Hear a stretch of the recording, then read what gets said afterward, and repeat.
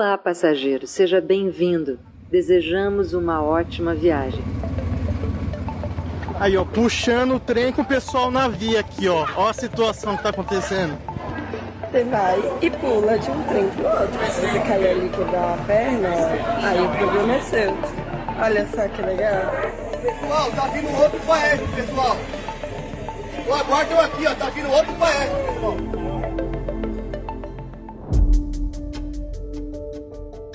Em São Paulo, como no Rio de Janeiro, uma parte do transporte sobre trilhos foi privatizada. Tem linhas operadas pelo metrô e pela CPTM aqui em São Paulo, que são empresas públicas, e tem linhas que são operadas por consórcios privados. Até aí tudo bem. O problema em São Paulo, ou melhor, os problemas, são a qualidade do serviço. O UOL chegou a publicar uma reportagem mostrando que as linhas que foram privatizadas da CPTM têm até 3 vezes mais incidentes do que as que permanecem operadas pela empresa pública. E o outro problema, mais grave, é quanto o Estado paga para cada uma dessas concessionárias privadas. Descobriu quanto ele paga, porque é uma caixa preta. Ou era, até a repórter Juliana Sayuri, do UOL, abrir essa caixa. E é com a Juliana, que vocês já conhecem, com quem eu vou conversar hoje. Juliana Sayuri, o que saiu de dentro dessa caixa? Era algo bonito, não? Oi, Toledo. Tô de volta aqui. Opa! Bom, bonito não foi. Mas é como eu sempre costumo dizer em relação a esse assunto. Não é exatamente legal, mas é bastante escandaloso. Bom, Juliana, não é bonito porque, como você mostra nas suas reportagens, essas empresas privadas transportam menos pessoas, menos passageiros e recebem muito mais dinheiro do poder público do que as empresas públicas, não é isso? Exatamente. E ninguém sabia explicar por quê, pelo menos até você aparecer com essa reportagem. A gente vai entender então que mistério é esse. Eu sou José Roberto de Toledo e esse é o UOL Prime. Toda semana eu converso com os melhores repórteres sobre as melhores reportagens do UOL.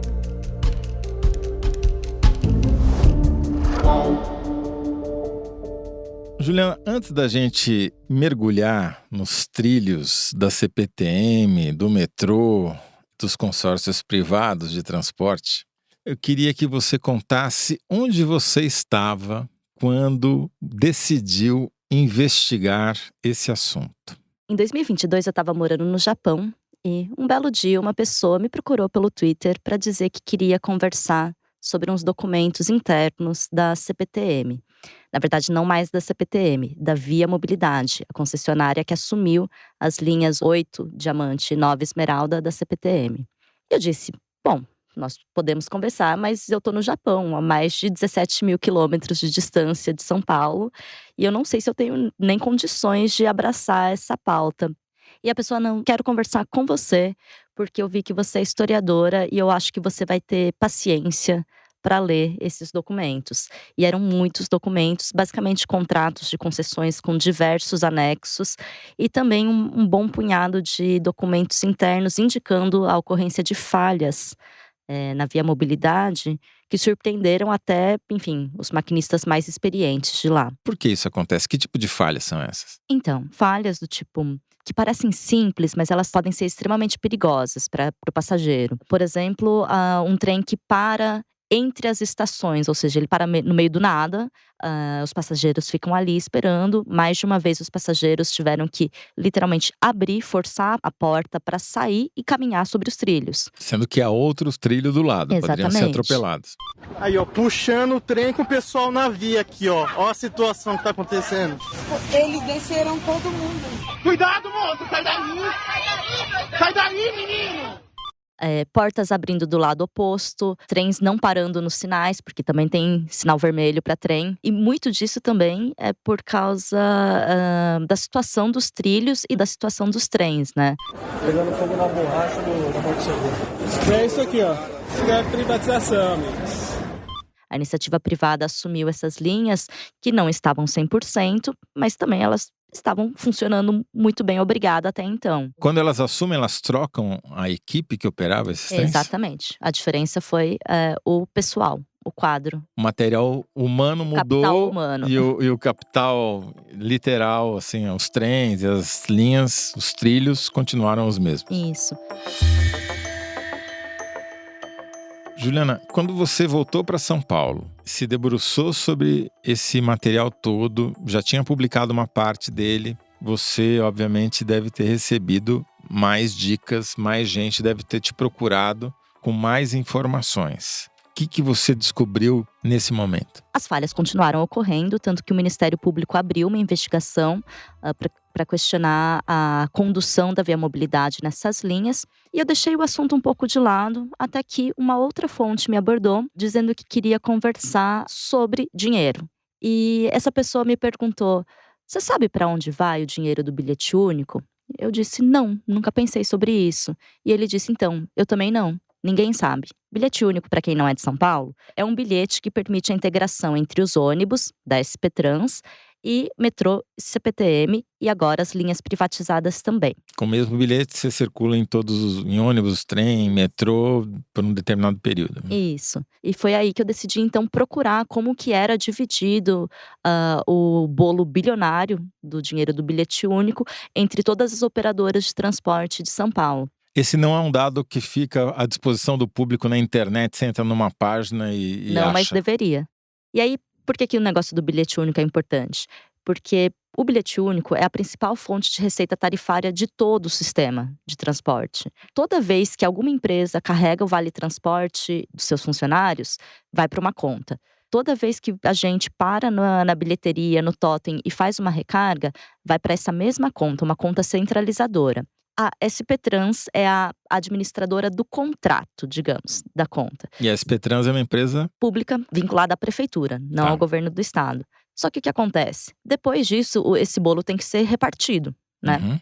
A SP Trans, que coordena os ônibus, fica com mais de 50% desse dinheiro. O que faz sentido porque os ônibus em São Paulo transportam bilhões de passageiros. É muita gente. Só que na sequência, quem mais recebe dinheiro é quem menos transporta passageiro. Isso acontece nos trilhos. Como assim? Depois da SP Trans, quem tem prioridade para sacar o dinheiro do bilhete único é a linha 4 amarela, que é Segundo quem? administrada. Quem deu essa ordem? Está tudo nos contratos de concessão.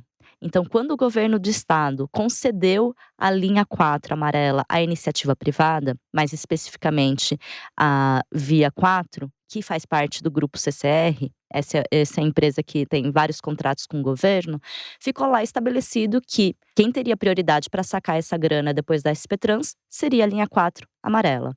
Depois da linha amarela, vem a linha 5 lilás, que também é administrada pelo grupo CCR, também é uma linha privatizada.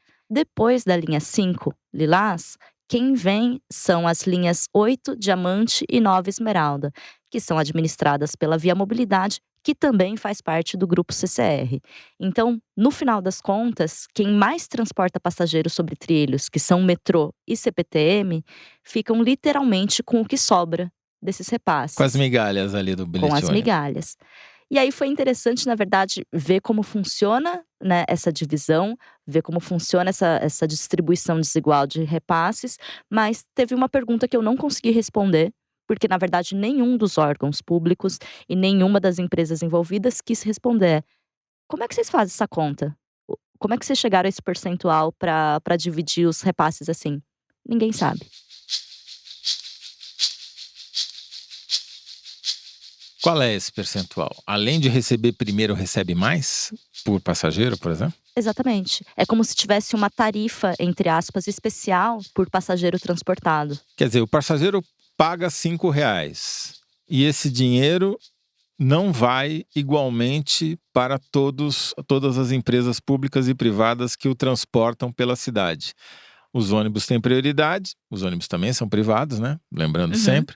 Depois são as empresas privadas sobre trilhos que recebem primeiro. Se sobrar alguma coisa, aí vai para o metrô e para a CPTM, que são empresas públicas. É isso? É isso. Sensacional. Mas qual é a divisão do butim aí, então? Qual o tamanho de cada uma das fatias? Ó, nesse bolão bilionário de 7 bilhões em 2022, 65% ficaram com a SP Trans Tá, para ônibus.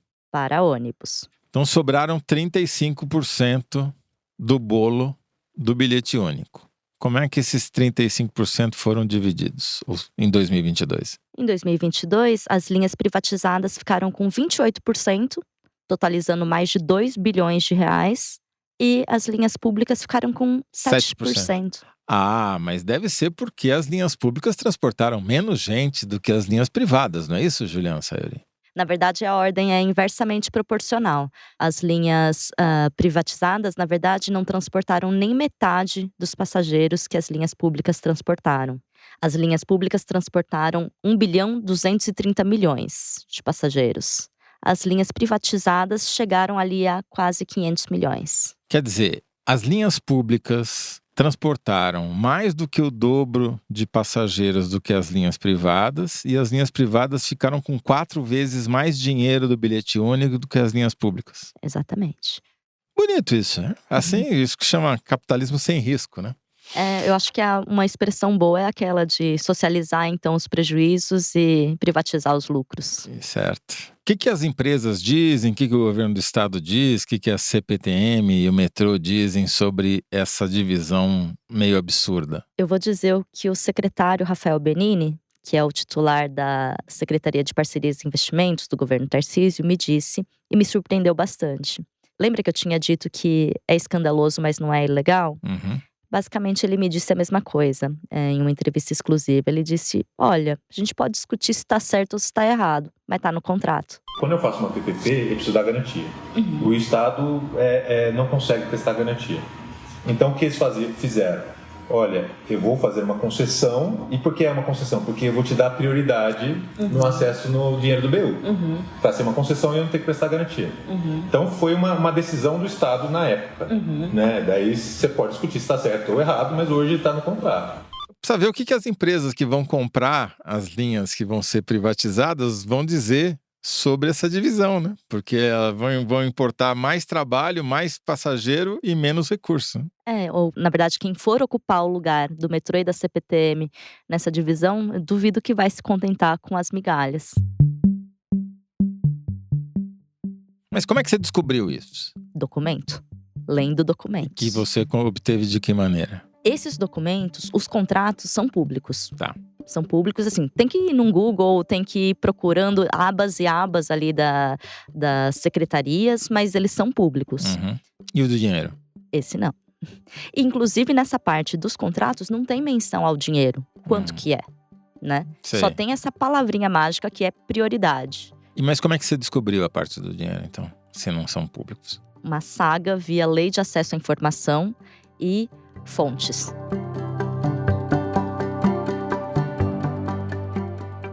Explica como é que funciona um pouquinho a Lei de Acesso à Informação, que talvez nem todo mundo esteja familiarizado com ela. Grosso modo, existem uma série de informações que envolvem esferas e agentes públicos que devem ser públicas.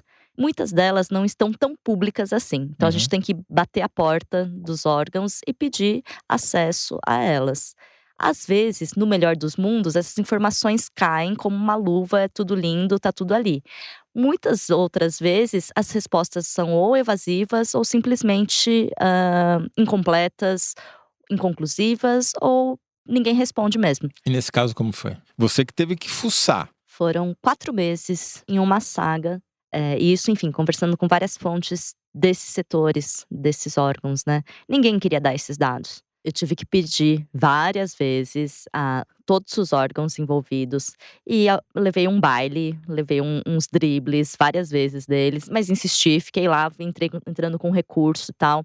Enquanto esperava um órgão responder, ia lá paralelamente fazer uma outra pergunta. Porque eu sabia que se eles quisessem se desviar de uma, eu já teria ali um outro pedido feito. Enfim. Ou seja, demorou mais do que uma linha privatizada da CPTM. E aí, então, como é que eu montei, na verdade, esse quadro? A SP Trans foi a primeira a responder e respondeu de uma forma muito transparente, com todos os dados pedidos. As informações das concessionárias, primeiro eu fui bater na porta, obviamente, da Secretaria de Transportes Metropolitanos, que até então era quem cuidava, né, de todo o sistema trilhos. E aí eles esperaram 1 mês para me responder que essa informação não era mais com eles, era com a Secretaria de Parcerias e Investimentos. Como eu tinha comentado, o governador Tarcísio passou essa responsabilidade para outra secretaria dentro da sua gestão.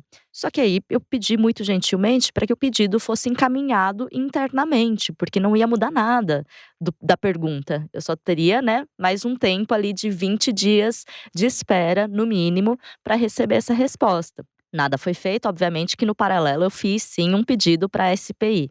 Sobre as informações do metrô e da CPTM foi o mais surpreendente, na verdade, porque as informações das concessionárias demoraram, mas chegaram. Agora, as do metrô e da CPTM demoraram muito. E até que chegou um e-mail uma vez dizendo que essas informações eram de classificação restrita, o que eu achei bastante estranho. E uma das mensagens, né, enviadas ali no portal da transparência do governo paulista, que é o SIC, SP, pedia a prorrogação de mais um prazo, justificando com, abre aspas, informações complexas. E eu fiquei pensando, meu Deus, como são informações complexas, o número de passageiros transportados e o valor do repasse recebido por ano. É meio que uma informação que devia ser básica. Sim. E, enfim, o prazo foi prorrogado mais uma vez. Enquanto isso, o relógio estava correndo contra mim, já estava, né, com a reportagem toda apurada. Eu precisava só de um número, que na verdade eu tinha obtido os dados do metrô junto a uma fonte. Uma fonte vazou para mim esses dados. Então, se eu tinha o total, que era da SP Trans, e eu tinha os parciais de SP Trans, concessionárias e metrô, Só faltava uma fatia para você preencher. aí eu fiz uma subtraçãozinha ali, né, ano a ano, para preencher. E falei assim, ok, temos os dados de uma maneira não usual, né, não habitual, mas funcionam. E aí, dias antes da publicação, literalmente 2 dias antes da publicação, a CPTM finalmente respondeu, informando também os seus dados. Bateu com a conta que você já tinha feito? Bateu, mas foi isso. Então, na verdade, essa saga que começou em agosto só foi terminar em novembro. Quer dizer, realmente você sofreu como um passageiro, né?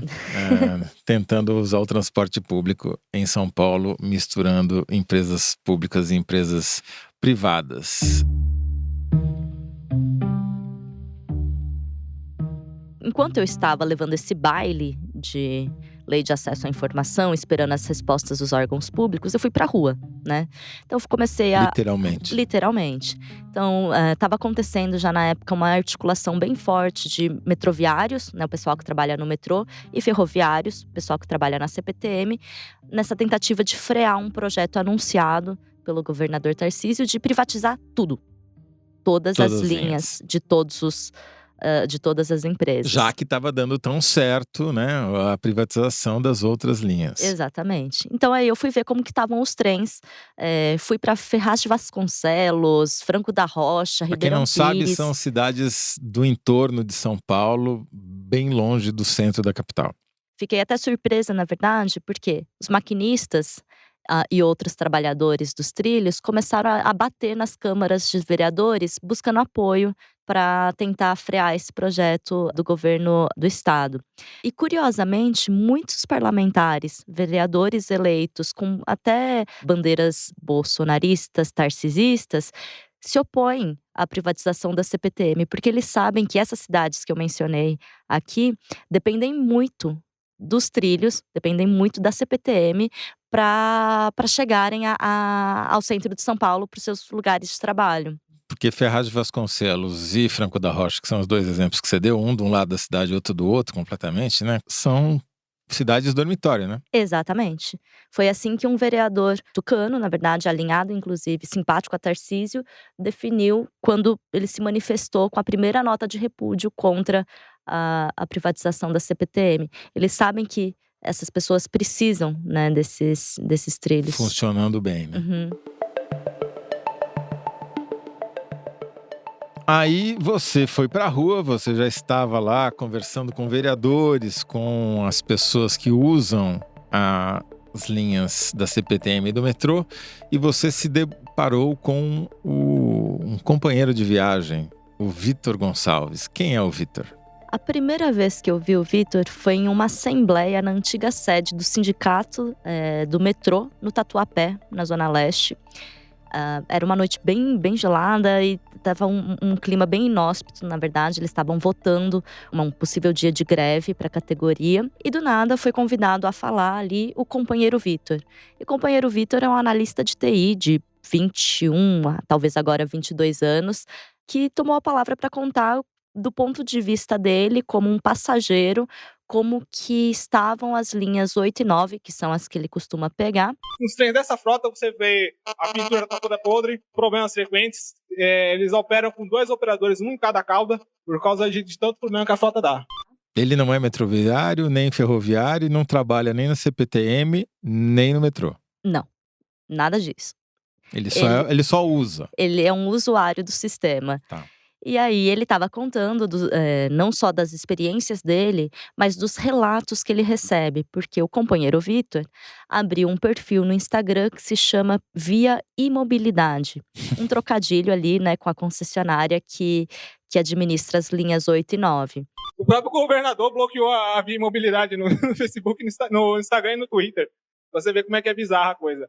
E aí, a partir disso, a gente ficou em contato e eu queria entender pelos olhos dele como que era esse trajeto de quem enfrenta as linhas 8 e 9.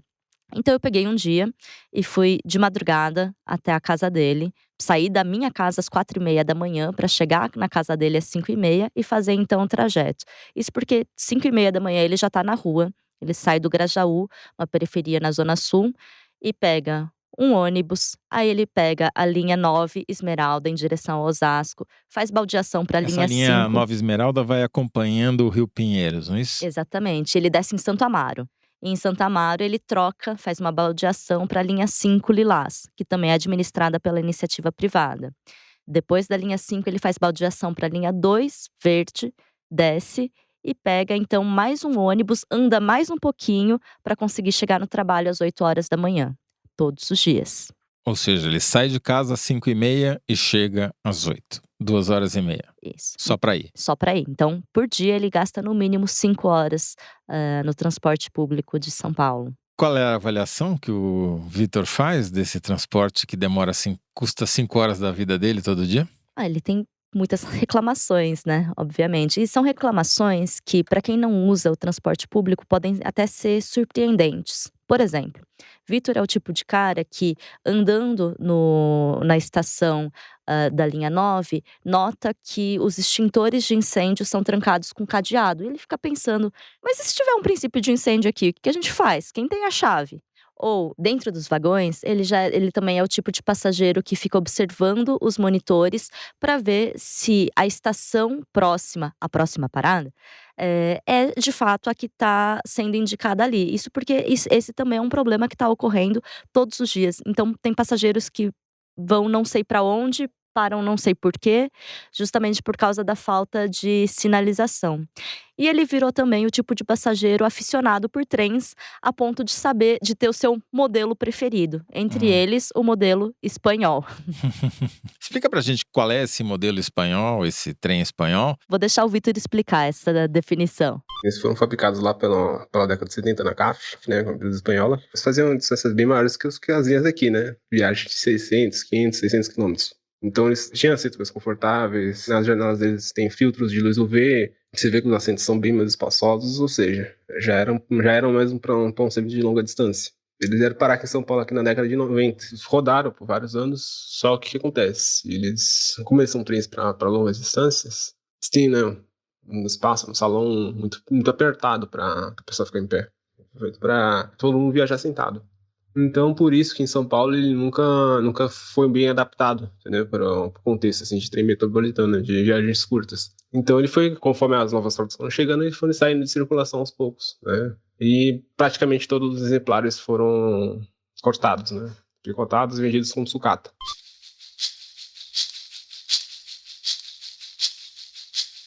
Juliana, eu sei que você desenvolveu nas suas perambulações pelas linhas férreas de São Paulo, você desenvolveu uma predileção especial por um dos trens. Que trem é esse e qual é a história dele? O trem Q148, que quer dizer Quebec, é uma das séries também de trens utilizados pela CPTM. E, na verdade, esse trem tem uma história particular, porque ele foi, mas não foi. O que acontece? Quando ocorreram as concessões, a Via Mobilidade não tinha trens próprios para rodar nas linhas 8 e 9. Então foi feito um empréstimo. A CPTM cedeu trens para a Via Mobilidade para ela ficar rodando nessas linhas até que ela comprasse os próprios trens novos. É interessante isso, né? Quer dizer, você pode privatizar uma coisa para uma empresa que não tem os meios necessários para operar aquela coisa. Interessante. É curioso, né? E daí? Emprestou ou alugou? Pagando? Não. Emprestou. De graça? De graça, com um cronograma de devolução desses trens, que não foi cumprido. E nessa história tem um detalhe que chama a atenção. Foram entregues tantos trens da CPTM à Via Mobilidade. Eles todos têm ali sua numeração, né, seu nome, e eles devem ser devolvidos à CPTM conforme um calendário. Só que teve um trem que foi entregue, segundo consta no contrato, que foi entregue à Via Mobilidade em janeiro de 22. E por volta de março, abril de 22, ou seja, poucos meses de uso depois, ele foi devolvido à CPTM, segundo uma fonte me relatou, todo sucateado, todo estrupiado. E aí, esse trem Q148 foi parar nas oficinas da CPTM para conserto. Mas ele já tinha ido assim, estrupiado? Não, ele não foi estrupiado. Ele voltou estrupiado, num prazo muito curto.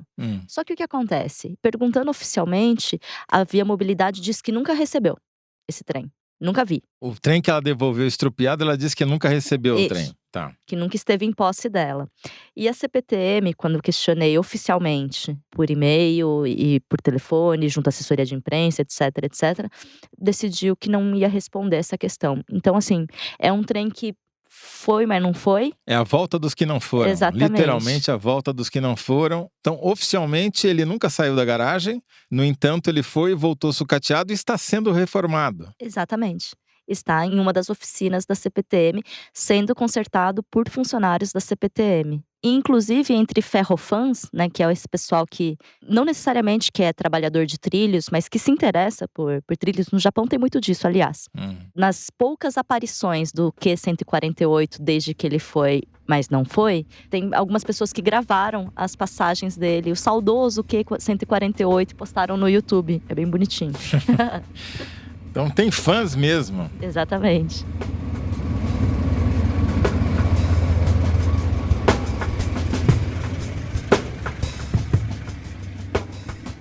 Diante de tantas boas notícias e histórias de terror que você nos contou aqui, o que a gente pode esperar sobre o programa de privatização e a promessa do governador Tarcísio de Freitas de vender ou entregar ou emprestar, sei lá, tudo para a iniciativa privada? Vai continuar? Olha, esse trem não deve parar. O governador já sinalizou que pretende conceder à iniciativa privada todas as linhas do metrô e já tem até meio que um calendário esboçado sobre as linhas da CPTM nessa fila. E o metrô e a CPTM também tiveram um ajuste de 60 centavos. A passagem agora custa R$5. Então, na verdade, todo aquele bolo do bilhete único, se a gente for pensar, ele vai... Bom, se a coisa continuar como tá, o repasse vai continuar cada vez mais desigual. Juliana, onde as pessoas podem ler em detalhes essa história que você acabou de nos contar? A reportagem está disponível no UOL Prime e o vídeo explicando essa reportagem também está disponível no YouTube do UOL Prime. Próximos capítulos ou próximos trens pela frente, Juliana Sayuri voltará aqui para nos esclarecer sobre isso. Obrigado, Juliana. Um prazer. Obrigada, Toledo. Eu sou José Roberto Toledo e faço a apresentação do UOL Prime. Minha convidada de hoje foi Juliana Sayuri. O roteiro é da Clara Realstab. Montagem e desenho de som do João Pedro Pinheiro. Trilha original composta por João Pedro Pinheiro. Trilha sonora Epidemic Sound. Coordenação Juliana Carpanês e Lígia Carriel. Consultoria Trovão Mídia. O podcast é um produto do UOL Prime e o Diego Assis é o gerente-geral de reportagens especiais. A supervisão é do Murilo Garavello, diretor de conteúdo do UOL. Este programa usou áudios da Via Imobilidade nas redes sociais e do Sindicato dos Metroviários de São Paulo no YouTube. home.